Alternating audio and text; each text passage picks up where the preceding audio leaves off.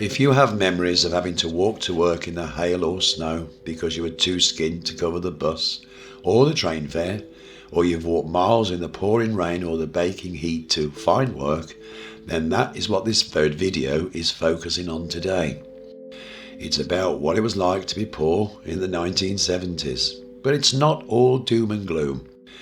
This video, as part of our British social history, is concentrating on the 60s and the 70s of how people survived with precious little money, and how families worked together to get through the hard times of being poorly off. When the social security system was less than generous, and people were more reluctant to accept state help, folks found ways to cope with hardships and learned to do without. Now, what is poor? And what did it look like back in the day? It wasn't just dipping into your overdraft or missing a credit card payment. It wasn't just cutting down on Sky TV packages or skipping bingo on a Sunday night.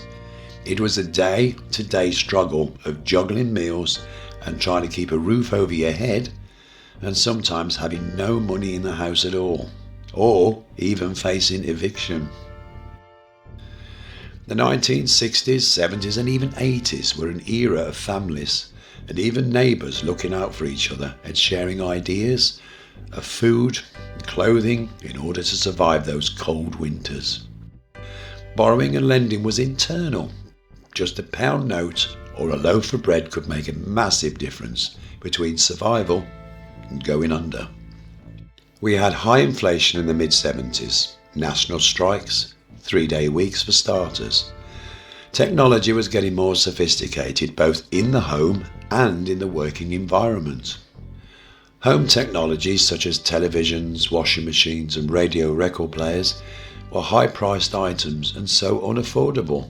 So unaffordable that people on low incomes either did without or they had to rent. As for technology in the workplace, people were worrying about being pushed out of work, with more automation and less work in manufacturing and production. No actual minimum wage was around, which meant that many people were on low pay or they had unsafe jobs. Another reason for poverty was the amount of benefits paid to those who couldn't find or were too sick to work. Certain illnesses were not recognised by the government for extra benefit support, and before the 70s some disability benefits did not exist at all. People with severe mental health issues were not even catered for. Even ex-army folks, for example, with PTSD, were not really helped as they should have been. So what did people do to get through the week before payday or that green gyro check dropped through the door to be cashed for their weekly supplementary benefit? They saved as much as they could regarding food and threw nothing away. Leftover dinners made bubble and squeak for another meal. Meals were bulked up with potatoes or bread, with meat being minimal or sometimes not at all. Boiling meat bones such as chicken carcasses for soups and stale bread for bread pudding. Nothing was unused. I can remember my father frying up potato peelings for supper and using the fat from the pan after frying bacon and eggs and sausages, using that which we called liquor, to put on a sandwich and add a bit of brown sauce. Everything was cooked from scratch with no takeaways or deliveries, so meals were, let's say, conservative, but had the necessary ingredients that we needed, perhaps smaller as the week went on. Our pantries would have cheap staples such as dry rice, pearl barley, powdered milk. They made filling meals on the days when money was really tight. Here was often we ran out of milk or sugar or tea, resulting in asking the neighbours for a lend, as we did for them, and they were welcome to it if we had it. They were the days where the neighbours relied on each other for support. Well, most of them. Some just talked about you. Many local convenience shops gave a little bit of credit until payday, if they knew you well, and even though it was embarrassing to ask, or to send us kids to ask. Imagine today popping into Tesco's and asking for it on strap. We saved co-op stamps and greet you on stamps in those books for an extra £1 when they got full, and trust me, it took ages to fill those books. For those kids on free school dinners, it was a lifeline, and until the mid-1970s, that free quarter-pint bottle of milk was essential. After 1975, milk was only issued to kids whose family were on a low income, which was very embarrassing on how publicly they were handed out in front of the whole class. Also, some schools made a point of giving free dinner tickets to those entitled in such a way that all the other kids knew they were receiving them, such as standing in another queue or calling their names out in class to go and get their free dinner voucher.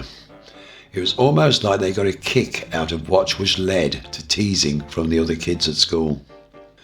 Children in the poorer class of society, that is, were sort of highlighted when it came to PE lessons.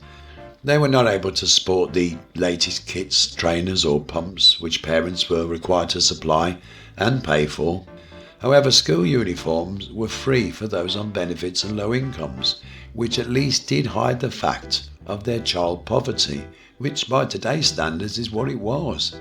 It was a confidence breaker not having the proper PE kit, and many separated students by wealth rather than attributes, personalities or abilities. Parents went to jumble sales for clothes, and my mother battled to be the very first person in the queue. She'd stand there giving us kids our orders, where we're going to go once those doors finally opened.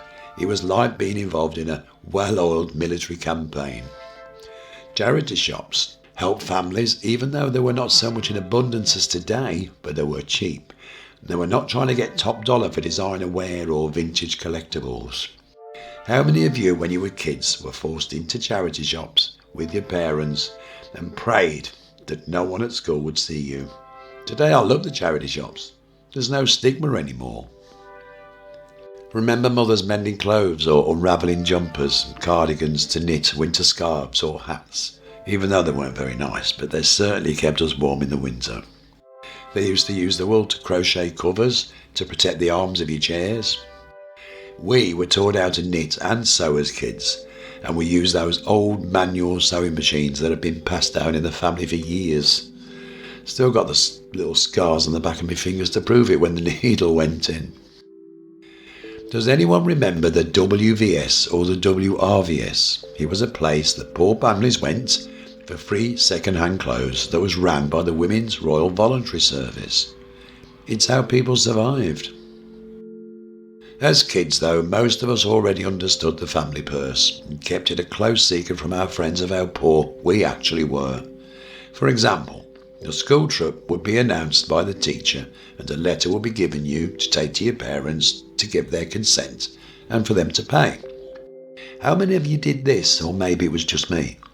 How many of you realised that their families couldn't afford to allow us to go, so they didn't bother to show the letter to their parents as not to embarrass them, or we just took it for granted that they just didn't have the funds? Christmas was coming, and poor kids were never expecting high-value presents, but they knew what they were getting would be more essential rather than luxury, such as clothes, pens, books, etc. With a cheap toy or two, maybe an imitation Action Man or a market store doll. But you know that they were bought with love, and no matter what was under that tree, and I've probably said this before, I used to think I do not want to be anybody else this Christmas, that I felt so lucky. That picture in our minds of that Woolworths Christmas tree standing by the window, those parcels wrapped underneath it, always that paper wrapping paper, the coal fire, the tinsel, scattered everywhere. It's almost like high definition colour in our minds. You remember it, do you? It was just like magic, and that rich family that you could almost hear those joyful voices. Those that are now gone. Hey. Before the early 1980s, your gas and electricity supply were either paid for and kept on, or cut off if they were not paid for, and it was simple as that. There was no code of practice for the vulnerable customers, such as the elderly, the sick, the disabled. Back then, no assistance to keep your supply on for those who got behind with their payments. You got cut off until your account was up to date. In the mid-1970s, there were over 18,000 homes that had their utility supplies disconnected due to lack of payment, and the cold winters did not prevent this action. Once you were cut off, there was no payment plan to be accepted. Okay, coin meters were installed for many homes, but once you run out of money, or foreign coins, your supply was off until you could top up. So it was really a choice of heating or eating. Now, as a kid, I do remember us being cut off with the electricity for a few months. Unfortunately, we had an electric cooker. Now, I sort of remember it more romantically than impoverishingly. Is there such a word? Whether it was because my parents made it so, I don't know, but we cooked meals on the coal fire. We had candles all over the house. My mother offered our services out to babysitting for other families, which was a great way to get us in warm houses. And we earned a few pence, which we handed over some of it, not all of it, mind you, to our parents to help out. Now, we sold our TV, which was not a good idea, because it was rented. I don't know. I can remember lots of old houses being demolished in the early 1970s. This was before my mother came ill. Now, my father was a rag and bone man and a scrap merchant, if you like. He had to give up work to look after Mum, and yeah, we lived on benefits. But those houses were being pulled down, and they had copper boilers, copper wiring, all sorts of scrap, even the metal in the nails. Without any health and safety awareness, many families, including us kids, would get that scrap out of those houses and sell it down the scrapyard for a few pence, which really helped us out. In fact, we made enough money one time to go to Dudley Zoo for the whole family one summer during the holidays. It was a great day, and we all got, all four of us, a whole pound each to spend, and that was in 1974. We'd go blackberry picking in late August, and parents would make pies out of them, and we'd play games that cost nothing. Great carefree summer days, and we forgot about the state that we were all in with our old ragged play clothes that barely fitted us. Just a simple football or skipping rope, and that would keep us entertained for hours. Remember Kirby? That was a game that we played by bouncing a football into the curb, and the ball would bounce back and we'd have to catch it. There was a lot less traffic on the roads in them days. Then there was the credit that really did take the PISS out of poor families that didn't have bank accounts or any good credit history. And that really did take the mick. Provident or Shoppercheck, they were very familiar on the poorer estates. They'd knock your door offering vouchers or money on loan with no credit checks. The blacklist, as commonly known back in the day. The caller would get you and your family to fill in a form and give you the cash in your hand. Who could say no? But the interest charges were ridiculous. And they would throw another loan at you even before you'd finished paying off the previous one. It wasn't long before people just couldn't afford to pay. So, along with ignoring the door knocking from the rent collector or the TV rental collector or the milkman on collection day, got the provident collector as well. We were never in, if you know what I mean. They all got paid in the end, but very eventually. I'm going to tell you a short story about a milkman that we had an extra 4 months deliveries, and we never got the chance to thank him. How about that, eh? What a story. Anyway, families would survive on catalogue shoppings with no interest to pay, but the prices of the goods were much higher than in your local retailers. But paying over 26 weeks made it affordable. And those pages of toys and gadgets were great to look at for kids. Not mentioned in the underwear section. It's not that type of film, gentlemen please. And you, Glyn.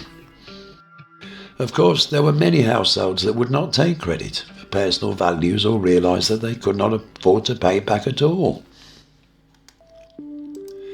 Now, someone mentioned something about one of my videos that I did about visiting your grandparents' home in the 1970s. And they said that it looked more like a 1940s or 50s home.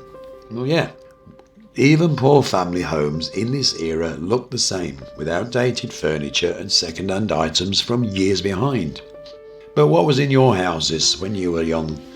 I know that some houses were modernised, and had relics like they were in the Second World War. Well, maybe not as bad as that, but I know a lot of houses were still having old hand-me-downs and used items. Now, we had an unmodernised house, and believe it or not, it had an outside toilet. Now, we moved into this council house in 1973. The outside loo was connected to the house, but it was freezing in the winter to the point where the actual toilet froze over. Many a night, you go to the toilet in the night in the dark, and you trip over next door's dog or next door's cat that was actually in there to keep away from the winter cold. And there was always newspaper, cut very neatly, hanging on the carsy door, instead of loo roll. Now, we left that house in 1977, and it still had that outside loo. Now, I'm wondering, does anyone remember having an outside convenience any later than that? Being poor, and I mean really broke, was hard and stressful for adults, and they tried to shield it from the kids, but we did know. We were totally aware. But for all of this, we never turned out that bad, did we? We were not spoilt, but we appreciated everything we got, whether it was a few sweets or a few pence pocket money, now and again. And we knew that it was spared from a tight budget, and that's something that I think back and I feel very proud of. Those memories that we talked about today are almost lovingly and with laughter.